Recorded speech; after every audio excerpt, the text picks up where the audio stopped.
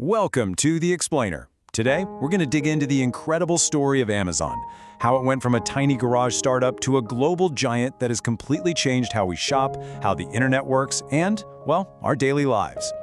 So let's start with the idea that kicked this whole thing off.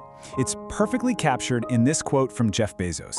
He called it his regret minimization framework. Back in 1994, he's seeing the internet just explode, and he makes this bet.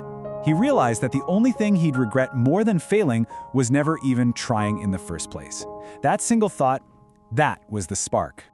And where did this global empire get its start?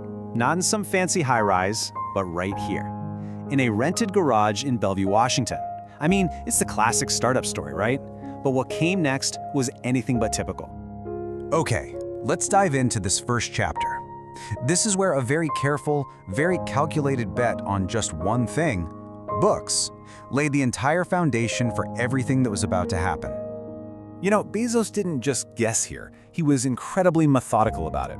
He saw the web was growing at this just staggering rate, 2,300% a year. So he makes a list of 20 possible products, whittles it down to the top 5, and then he lands on books. Now, why books? Well, think about it. Everybody buys them, they're not too expensive, and there are millions and millions of titles, way more than any physical store could ever possibly stock. It was the perfect way in. So they launch on July 16th, 1995, and it was an immediate, explosive success. I mean, just 2 months in, they're hitting $20,000 a week in sales. But here's the crazy part. They were already shipping to all 50 states and 45 other countries. Right from day one, this thing was global. And this timeline, man, it just shows you how fast things were moving. It actually started as Cadabra Inc. back in '94. The next year, it launches, and by 1997, it's already a public company.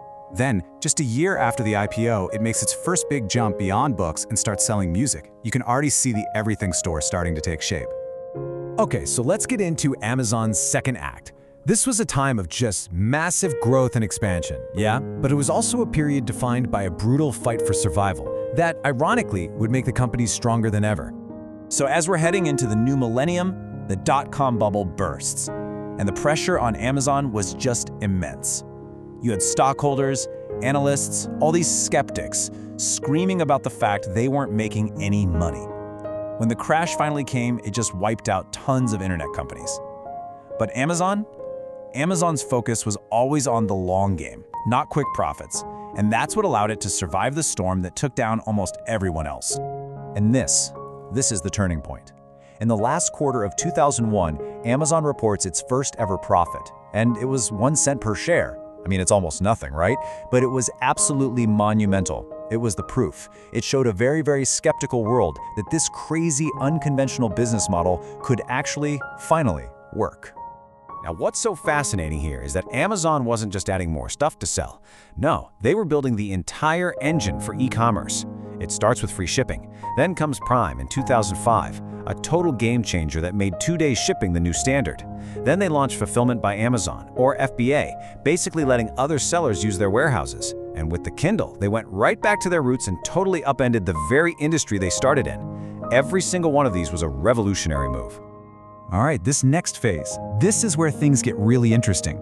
This is where Amazon stops being just a store that sells you things and starts becoming this essential, all-encompassing ecosystem for modern life. The creation of AWS, honestly, it was a stroke of genius. See, Amazon had built this unbelievably powerful and expensive server network just to run its own website.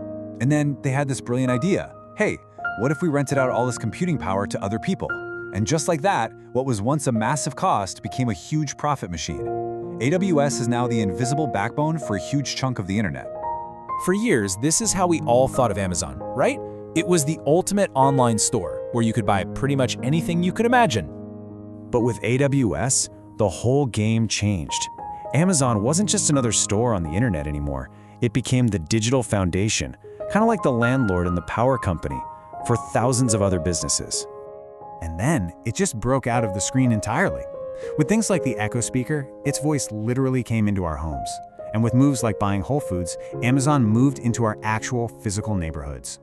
And this chart, wow, it really just puts the sheer scale of that expansion into perspective.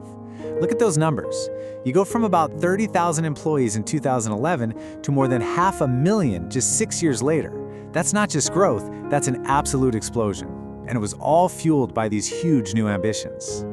And if there was one move that just screamed what those ambitions were, it was this one. Shelling out $13.7 billion for Whole Foods. That wasn't just about selling kale. It was a declaration that Amazon planned to dominate the physical world just like it had dominated the digital one. So that brings us right up to today, where Amazon is placing these massive bets on what's next for technology, but it's also struggling with some of the huge, unprecedented challenges that come with being so big. You can see they're playing on multiple chessboards at once. They're buying up iconic movie libraries with MGM. They're pouring billions into the AI race with Anthropic. And they're even testing out humanoid robots. But at the exact same time, you see these huge layoffs, which shows that they're also trying to get a handle on their own massive size. So it all leaves us with this really fascinating question, doesn't it?